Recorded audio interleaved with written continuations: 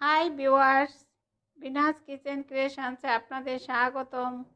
আজ বানাবো বেলের শরবত বা বেলের পানা। যা গরম পড়েছে, এই গরমে ঠান্ডা ঠান্ডা বেলের শরবত খেতে খুবই সুস্বাদু। চলুন বেলের শরবত বানাতে কি কি উপকরণ লাগবে একবার দেখে নিই।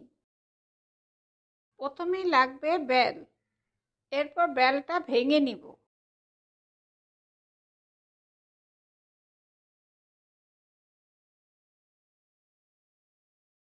এখন দেখুন বেলটা ভেঙে নিয়েছি। এরপর একটা চামচের সাহায্যে বেলটা ভালোভাবে কুড়িয়ে নিব।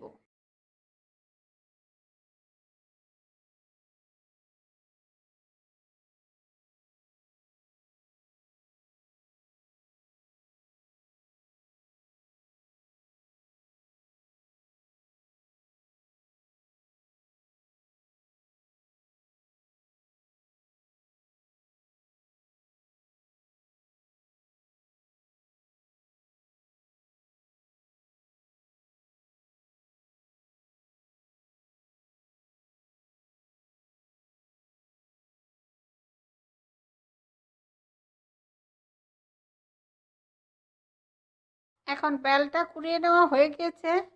এরপর পরিমাণ মতো পানি দিয়ে বেলগুলো চটকে বিচিগুলো আলাদা করে নিব। এরপর ভালোভাবে ছেঁকে নিব।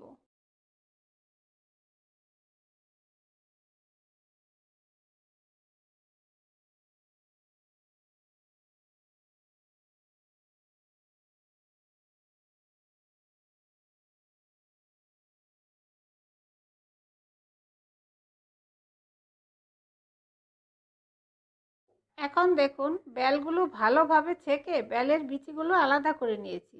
এরপর শরবতটা বানিয়ে দেখাচ্ছি।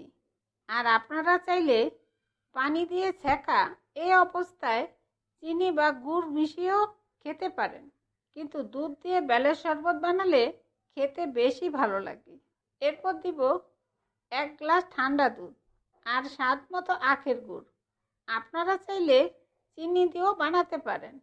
এরপর সব কিছু ভালোভাবে মিশিয়ে নিলেই দারুণ মজার বেলের শরবত তৈরি।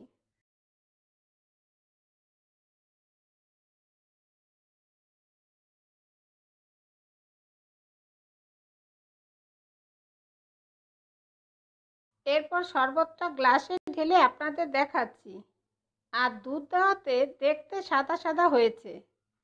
এরপর পরিবেশন করব। আর এইভাবে শরবত বানিয়ে ফ্রিজে রেখে যখন খুশি খাওয়া যায়। এই গরমে ঠান্ডা ঠান্ডা বেলের শরবত খেতে কার না ভালো লাগে বলুন। বাড়িতে অবশ্যই তৈরি করে খাবেন। আপনাদের সুবিধার্থে সব উপকরণ ও তার পরিমাণ আমি ডিসক্রিপশনে দিয়ে দিব। আর এই রেসিপিটা আপনাদের কেমন লাগলো আমাকে কমেন্টসে জানাবেন। আর ভালো লাগলে অবশ্যই একটা লাইক দিবেন।